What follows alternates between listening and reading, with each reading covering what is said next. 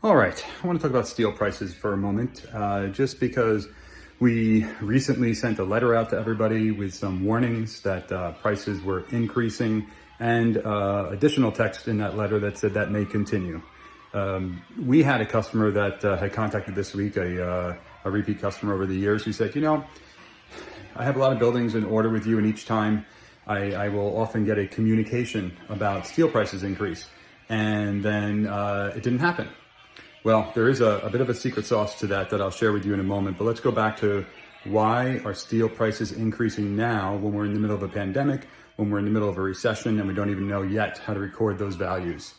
Well, if you think back to March and what happened to all of our businesses, or many of the businesses around the world, many of them shut down. Ours, did not, but many of them shut down.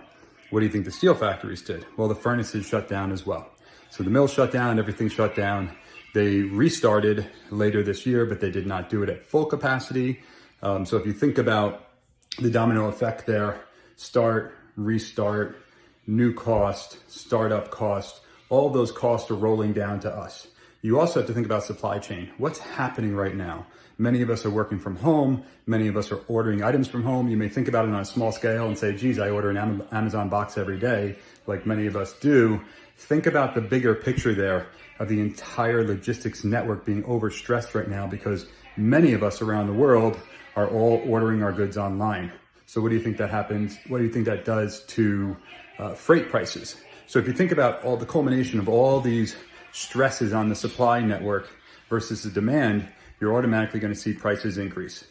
Today, we got another letter this morning that said in the futures market, remember we're talking about the futures, they see additional supply constraints, and therefore you're going to, and the demand, by the way, is surging, and we're seeing that at Allied as well. So what do you think is going to happen there? So prices are going to continue to creep up. We thought the next price increase notice may not come to the end of the year. It came only a month after the first one, so that's happening right now. So we are telling you to be diligent. We're going to keep close track of this. The first supply increase, by the way, I was told it was going to be $60 a ton. That would have amounted to about a 3% increase. We instead got a 6% increase from the supply chain, again, because they're thinking in the future. And they are looking at it saying, what are my future costs going to be based on the current momentum in demand in the economy, in our sector? So that's what we're experiencing. Back to our secret sauce, why you don't always see it at Allied. We have a diversified supply base. We have a local supply base. If you're in Alabama and we're doing a project with you in Alabama, guess where your building's coming from? It's coming from Alabama, from personal, reliable network of supply chain that we have across this country and across the globe. So when you think about that, we're trying to work around, we're trying to find you where the steel prices in that situation may have increased, the freight prices have decreased in order to keep you local to your job site, to the factory that we're working with. So that is just one of the things that we do on our side, and there's many more, of course, to try and protect your budgets as much as possible.